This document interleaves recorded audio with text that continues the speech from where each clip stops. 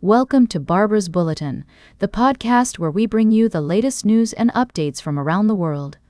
We have a packed show for you, with stories ranging from politics to technology and more. First up, let's take a look at the situation in Bangladesh, where voters are preparing to elect a new government on February 12th.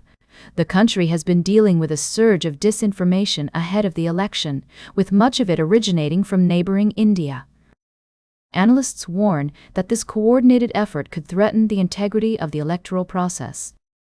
The Muslim-majority nation of around 170 million people is still reeling from a 2024 student-led uprising that toppled former Prime Minister Sheikh Hasina, who has been hosted by the Hindu nationalist government in India since her departure. Authorities have created a special unit to curb false content, including sophisticated AI-generated images, which have become increasingly prevalent online. The Bangladesh Nationalist Party, led by Chairman Tariq Rahman, has been holding election rallies ahead of the vote. However, concerns about disinformation and online manipulation have raised questions about the fairness of the electoral process. We'll be keeping a close eye on this story as it develops. In related news, we're also seeing reports of improved relations between Washington and New Delhi following months of tensions. The two nations recently signed a trade deal, which has been seen as a positive step towards strengthening their bilateral relationship. However, analysts caution that the damage from previous tensions may be difficult to fully repair. We'll be right back with more of today's top news on Barbara's Bulletin. Welcome back to Barbara's Bulletin. We're diving into a complex and concerning issue that's been unfolding across the globe. Recent reports have shed light on the increasing use of drones in conflicts, particularly in Ukraine and other parts of the world. It's essential to approach this topic with sensitivity and balance, considering multiple perspectives. In Ukraine, Russian drone attacks have resulted in significant loss of life, including a mother and her 10-year-old son. These tragic events have sparked widespread condemnation and raised questions about the ethics of using drones in warfare. The Ukrainian Air Force has reported shooting down numerous drones, but the attacks continue to pose a threat to civilians and critical infrastructure. Meanwhile, Ukraine's President Volodymyr Zelensky has announced plans to begin producing drones in Germany with the goal of enhancing the country's defense capabilities. This move highlights the growing importance of drone technology in modern warfare and the need for countries to adapt to these emerging threats. It's crucial to acknowledge the humanitarian impact of these conflicts and the devastating effects on innocent civilians. As we navigate this complex issue, it's essential to prioritize empathy, understanding, and a commitment to finding peaceful solutions. In other related news, Ukrainian arms manufacturers have expressed interest in exporting their products, including drones and electronic warfare systems.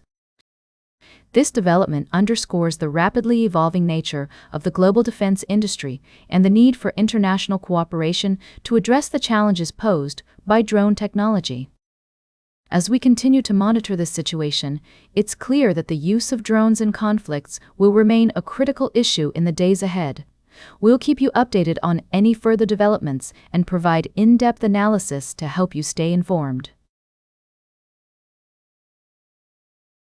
Welcome back to Barbara's Bulletin.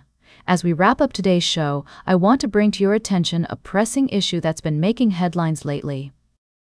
A tragic incident has occurred off the coast of Libya, where a boat carrying 55 migrants capsized, resulting in at least 53 people, dead or missing, including 2 babies. This devastating event is a stark reminder of the dangers faced by migrants and refugees who attempt to cross the Mediterranean in search of a better life. According to reports from the International Organization for Migration, the boat departed from Zawiya on Thursday and overturned off Zuwara on Friday. Only 2 Nigerian women were rescued during a search and rescue operation by Libyan authorities. The survivors reported losing loved ones, including husbands and children, in the tragedy. This incident is not an isolated one. In 2025, over 1,300 migrants went missing in the central Mediterranean, and in January alone, at least 305 migrants were reported dead or missing. The situation is further complicated by the fact that many migrants are being held captive in secret prisons where they face torture, abuse, and inhuman conditions. Libya has become a transit route for migrants fleeing conflict and poverty to Europe via dangerous routes across the desert and over the Mediterranean. Several countries, including Britain, Spain, Norway, and Sierra Leone, have urged Libya to close detention centers where rights groups say migrants and refugees have been tortured, abused, and sometimes killed.